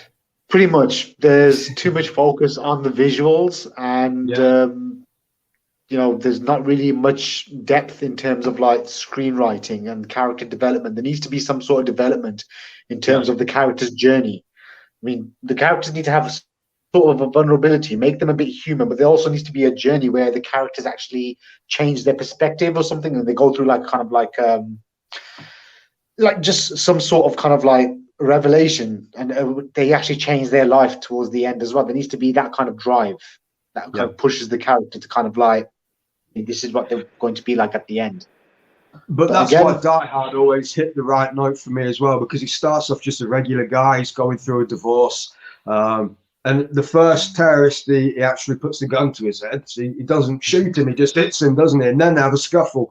But then as the film progresses, he gets a lot more ruthless with him, doesn't he? So, and it's like even another one, which is Lethal Weapon, the first one, where you see that Mel Gibson's this guy who's on the edge, but then toward the end, you could see that he's actually not a crazy guy. And then as his character develops on into this series, he just seems to be more funnier. And then bit of a goofball, wasn't he? Yeah. Goofball, yeah. Have you ever seen the uncut Lethal Weapon, where he goes onto the playground with the school shooter? Yes, that's the version I've got on DVD. Yeah. I've got the Blu-ray, but it didn't have that version on it, so I kept the DVD as well. But really good. I thought they should have left that in, because that literally shows him being fucking crazy. But then again, this was the 80s. That was a bit too controversial for them to, especially with American censors. I don't think they would have allowed that back then. I thought it was the norm out there, though, wasn't it? It's a daily occurrence, isn't it? Yeah, now it is. Now it's the norm, yeah. Anyway, Pabs is saying, hey, lads, I got to go. I'll be back tomorrow to finish off the rest of the show. I'll sub up for sure, lads. Hey, have a great rest of the night. All the very best, guys. Thanks for watching, Pabs. I'll speak to you soon, buddy. Matthew Binney, VHS. You seen Kill Squad, 1982 movie. Good film. No. Rings a bell. I have, Don't think I've seen that. Oh, man. The Dutch film buff doesn't even know that. No, we're in trouble now. Yeah. They're a different name. Well, we'll have to check that out. Maybe. We'll have to check that out, yeah. Movie Database is saying, yes, Lethal Weapon is very good stuff. I can't believe I didn't mention Lethal Weapon early on about it. That's because that started the whole buddy cop, didn't it? Yeah. Riggs and Murtaugh. It's one of my all-time favorite action movies. I love it. Yeah. It's been imitated a hell of a lot, but nobody's come close to that chemistry that Danny Glover and Christmas film. Yes, allegedly. I watch it every Christmas.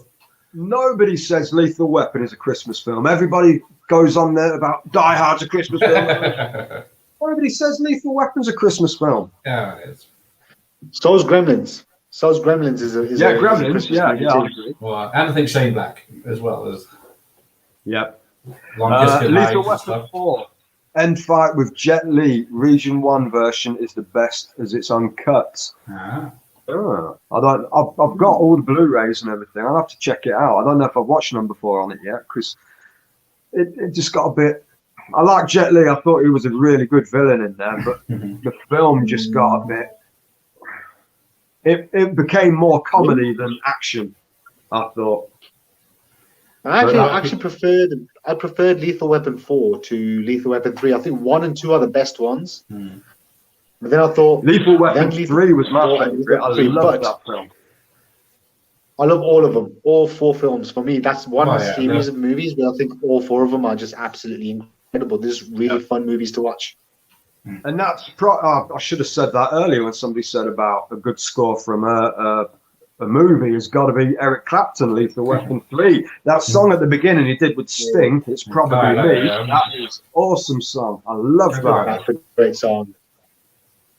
Vass, I watched Jet Li's High Risk 1995, aka Meltdown, this week on the Roku channel. Good Die Hard ripoff, recommended. Okay. Fun fact about that movie.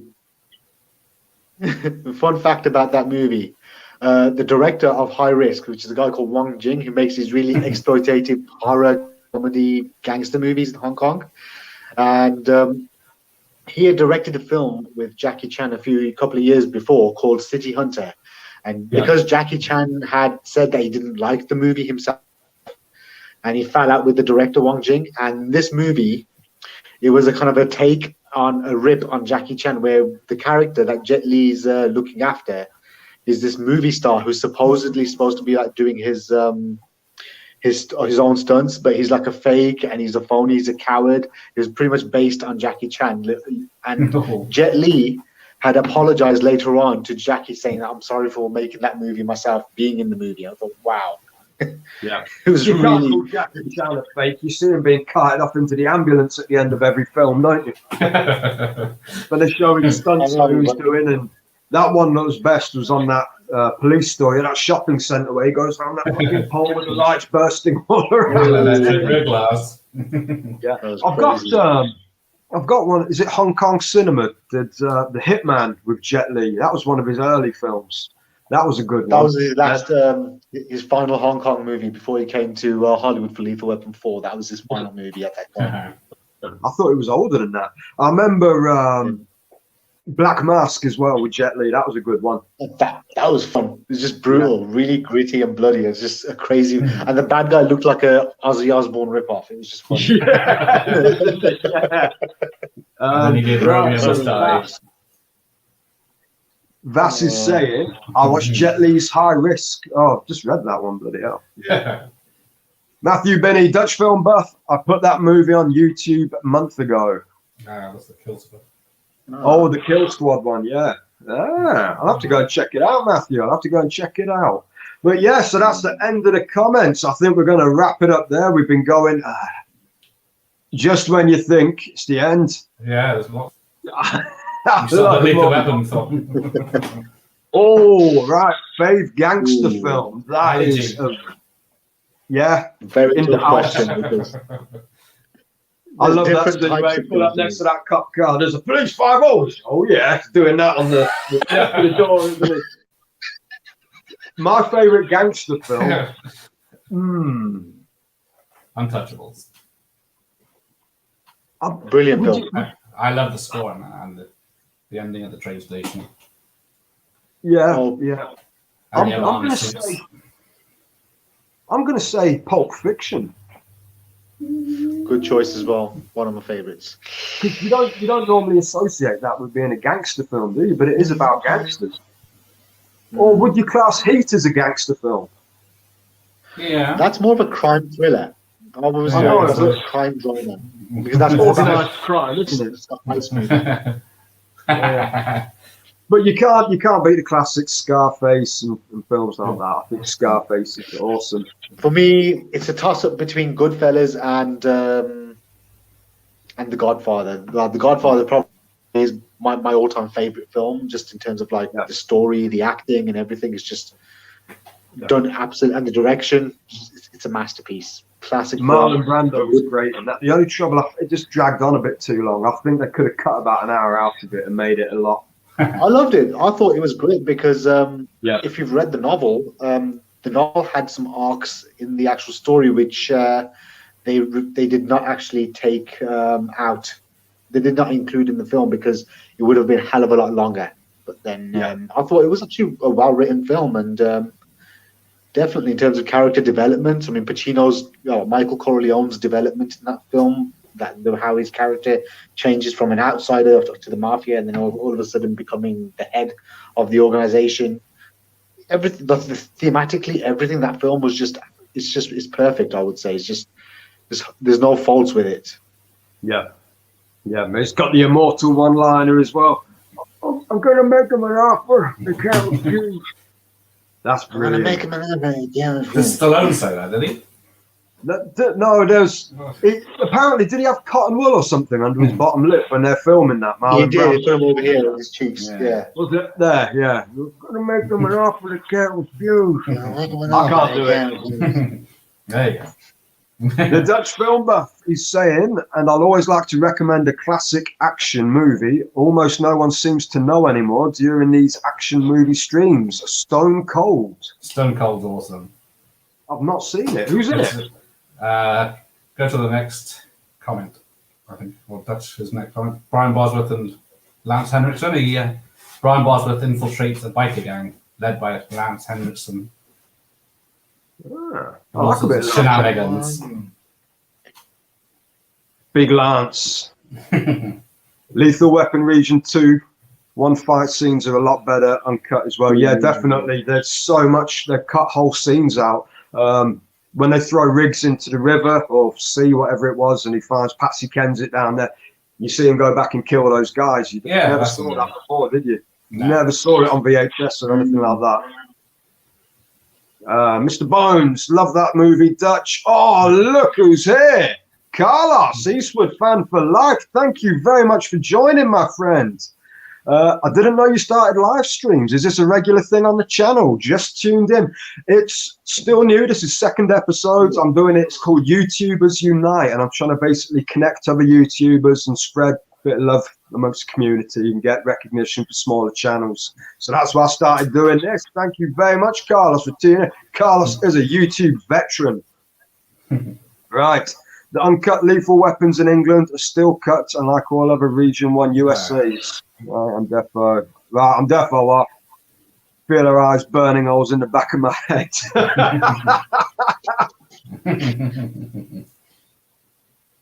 Best Street Fighter movie ever, City Hunter. Yeah. Oh, Jackie awesome.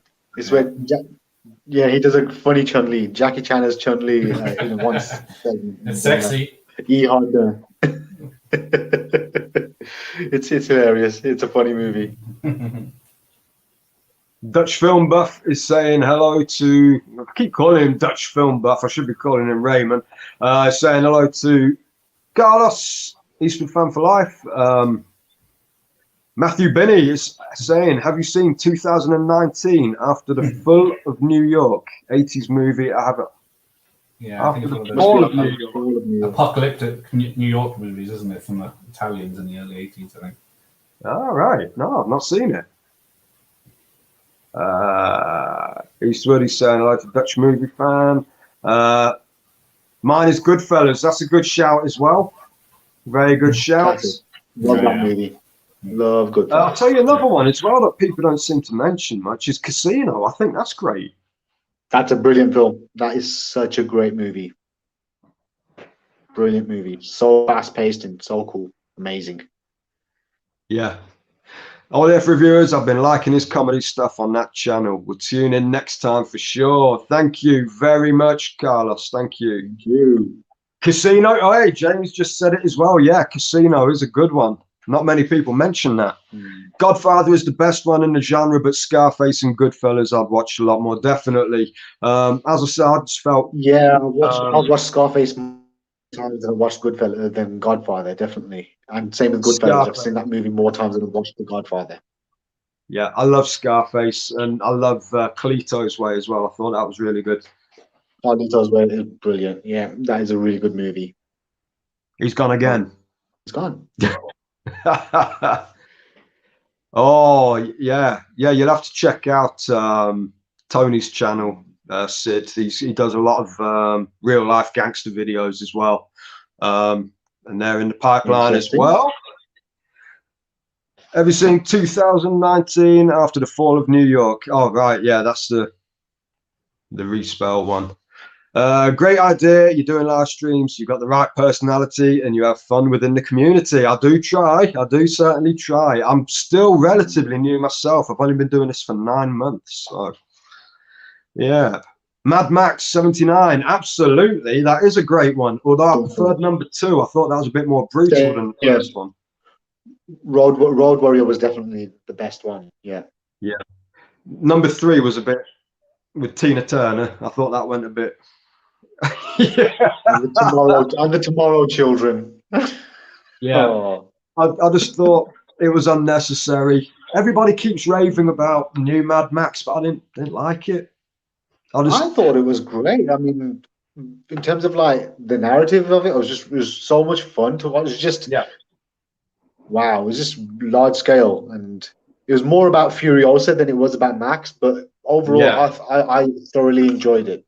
I mean, watching that film on the IMAX was amazing.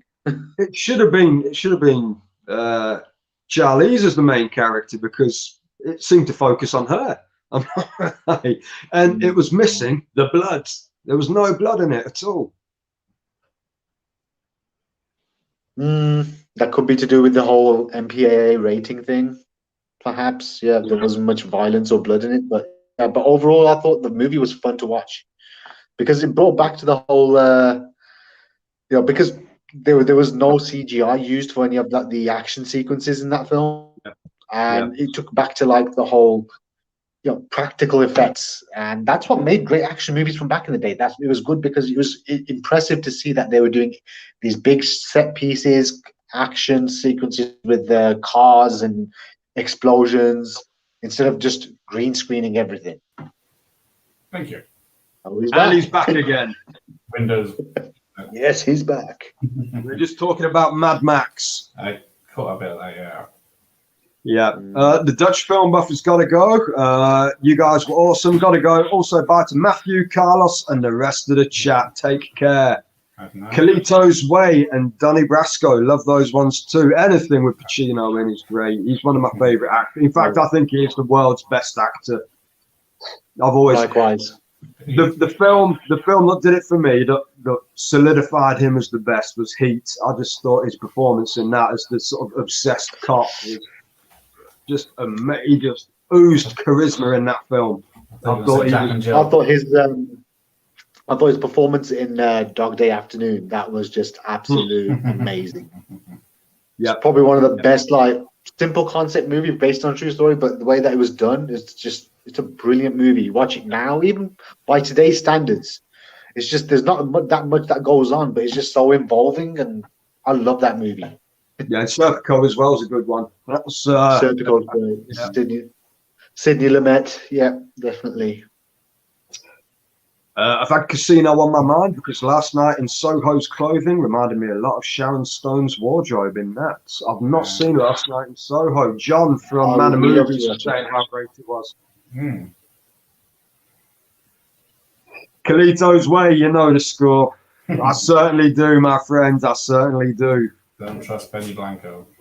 One that's underrated for a gangster movie, Bugsy, starring Warren Beatty. I've not seen that for years. No. I saw it once. Can't remember much of it either, but I'll definitely need to revisit it. Definitely. Can I throw it out there and say Al Pacino's best gangster film was Dick Tracy?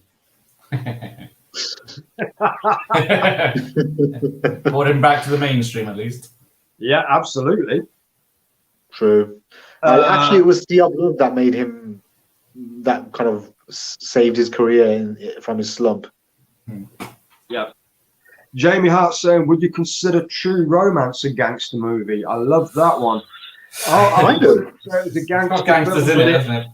it has got my favourite scene in cinema history, and that's where Chris Walken kills Dennis Hopper. I think that scene is that's. I know that scene word for word. It's absolutely brilliant. That is an amazing scene. That is an amazing scene. Yeah. That's my favorite scene in the film as well. Definitely. And that's the first film Tarantino wrote. Originally, Clarence was walking around with a film script for Reservoir Dogs, trying to push that. But obviously, because Reservoir Dogs had already been made, they cut that part of it out. They took that part of the character out. Anyway. That film has one of my favorite lines. What one? Which is, "You're an actor. Act, motherfucker." Yes. Yeah. Oh, what was his name? What was his name in that? I love Brad Pitt in that as well as the stoner. I think he's great. Oh, the cast is amazing. I mean, Tom Sizemore, yeah. Yeah, and Elvis played by Val Kilmer. Yeah, and again, you don't even see his face, do you? It's like, why did they bother using Val Kilmer for that? Gary Oldman. Yeah, Gary Oldman. Oh, he was brilliant as the Pimp Jackson, wasn't he? Samuel L. Jackson, Chris Penn, had everybody in there. Brad Pitt, Christian Slater. Jacqueline Phoenix was fantastic in The Joker, one of the best performances I've seen. Defo, I would say he was really good in that movie. Definitely, yeah. He deserved that Oscar that he got for that movie. I thought he was really good. Yeah. Tony's saying, Jamie, he's saying the same. True Romance is so good. It's fantastic. That was one. I don't normally rush out to get a 4K when it's released, but I did with that one because it's one of my favorite films of all time. I remember watching it when I was a kid, and I just loved that. It was so brutal as well, watching that as a youngster. I think it's about four or 5 years ago. Yeah, I think it's like 4 or 5 years ago. I saw True Romance on the big screen. It was actually at it's a local cinema in Birmingham where it's called Mockingbird, which is like a bar and a cinema. And they play a lot of these classic old movies, like from the 80s and 90s and such as well. So when True Romance was playing, I actually decided to, me and a couple of friends of mine, it was for my birthday, we decided to go watch True Romance. Yeah, definitely one of the best decisions I made. I thought it was really good to watch on the big screen. I remember my favourite film I saw on the big screen was Terminator 2 in 3D.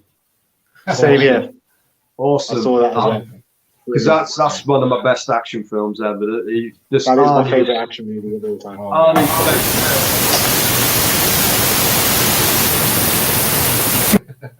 There you go. Was that you, Gareth? Nope. I think it was. But yeah, you just went really staticky then. Yeah, looked alright on my end. Glitch in the Matrix. Yeah, absolutely. Right. Sinister Arts movie, it's outstanding with brilliant performances. I completely agree. I think everybody in that film played an awesome part. I like that snivelly guy, the one who's working for the film director. What was his name now? The one who woman smashed that bag of coke on his face when he got pulled up by the coppers. Elliot. Yeah, brilliant. Love that film. My favourite mafia movies: Goodfellas, Casino, Godfather Part 2, and A Bronx Tale. Forget about A Bronx Tale. That's really good film. Such an amazing film. Yeah, Bronx Tale. I watched it again recently, and it still holds up. Really good film. Even though the main dude reminds me of Theo Paphitis, I think it's still good. Yeah, it's really good. Right, Carlos is off. He's saying he'll catch the next live stream for sure. Take care, guys. Oh, there's another one. Jamie's. There's a whole one. Yeah, see you later, Carlos. Jamie's throwing another one in the mix. New Jack City, Wesley Snipes, Ice-T. Nino Brown. Definitely. Yeah, Nino Brown. The Cash Money Brothers. Really good film. Really I was one hell of an Ice-T fan in my early teens, and I used to watch all his films. And I used to drink peach iced tea as well whilst watching them. You can't get more gangster than that. No, that was it. I wonder why he did name himself after a refreshing beverage. Always wondered. No, it's to do with Iceberg Slim, the pimp, wasn't it? But yeah, New Jack City, a good shout there. It's a bit of a different sort of swing on the gangster films, really, wasn't it? Yeah. Yeah. Oh, Physical Media for Life is here. A Bronx Tale for me is the #1 mob movie. None more real and accurate. Yeah. And that's according to real mobsters. I love that scene with the bikers in the bar. He locks the door and locks them all in. Now you ain't going nowhere. Yeah.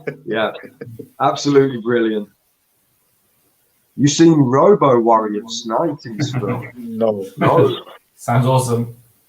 I remember, I think it was Ritz Video before it was Blockbuster, mid-90s, and I remember getting a film called Apex, Advanced Prototype Exploration Unit. You remember that one? Oh, yeah. I can see the cover. That was a real cheesy film. I loved it. It was great.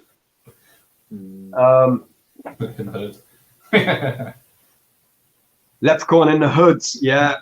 A friend with weed is a friend indeed, but a friend with gold is the best, I'm told. Yeah, I believe in that with Warwick. De Palma creates the best set pieces, especially in his gangster classics.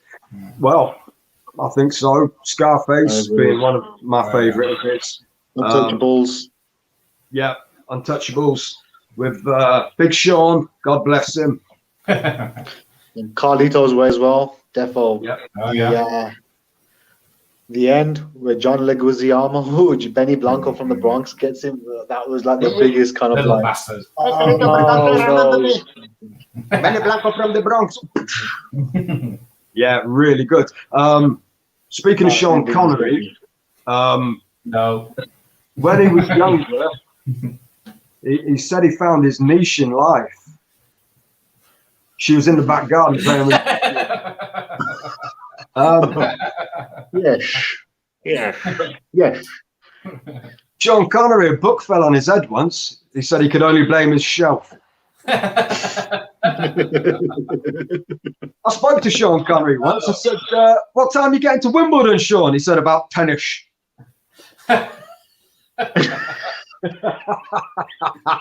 No.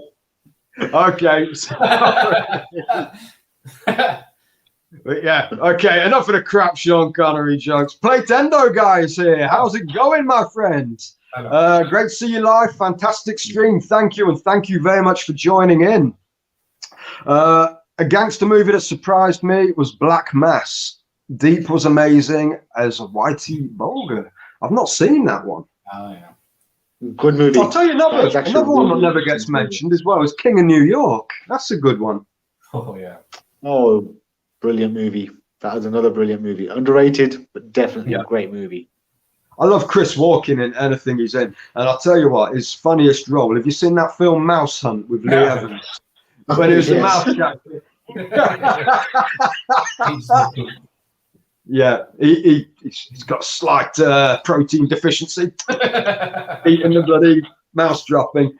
And then drags the house.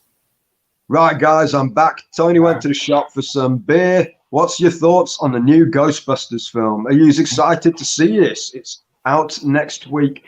I'm keeping my fingers crossed for it. Yeah, I'm hoping it's good. Same here. I'm hoping it's good. It's got the original lines.